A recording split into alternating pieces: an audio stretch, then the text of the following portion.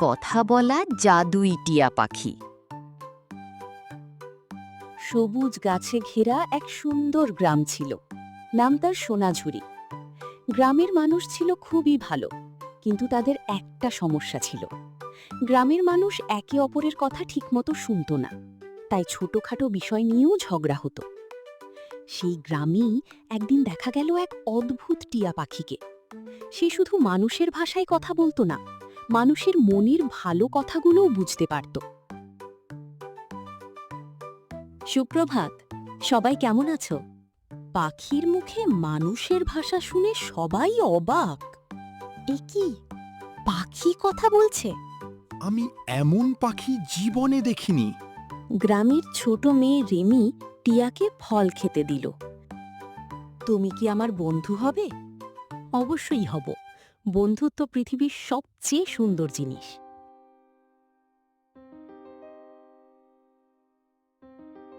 এক কৃষকের গরু হারিয়ে গেল। আমার গরু কোথায় গেল? টিয়া উড়ে গেল খুঁজতে। কিছুক্ষণ পর ফিরে এসে বলল, বাঁশবনের পাশে আছে। গিয়ে দেখে সত্যিই গরু সেখানে। সবাই বুঝল, টিয়া সাধারণ পাখি নয়। এই পাখি আমাদের আশীর্বাদ। করিম আর সোহেল জমি নিয়ে ঝগড়া করছিল। ও আমার জমি দখল করেছে। মিথ্যা কথা। রাগ করলে সত্যি দেখা যায় না। টিয়া সবাইকে পুরনো দলিল খুঁজে দেখতে বলল। দেখা গেল ভুল বোঝাবুঝি হয়েছে।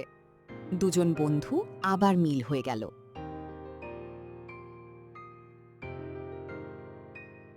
একদিন টিয়া রিমিকে নিয়ে গভীর বনে গেল।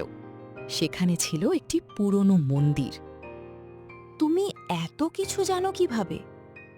আমি সাধারণ পাখি নই। টিয়া জানালো, বহু বছর আগে এক জাদুকরী তাকে এই শক্তি দিয়েছিল। শর্ত ছিল, সে শুধু মানুষের উপকার করবে। আর বলেছিল, যেদিন তুমি মিথ্যা বলবে, সেদিন সব শক্তি হারাবে।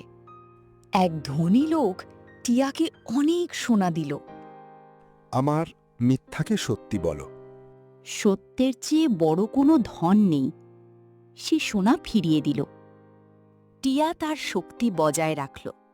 সোনাঝুরি গ্রামের মানুষ শিখল, সত্য, বন্ধুত্ব আর ভালোবাসাই জীবনের সবচেয়ে বড় শক্তি। রিমি আর টিয়া সারা জীবন বন্ধু হয়ে রইল।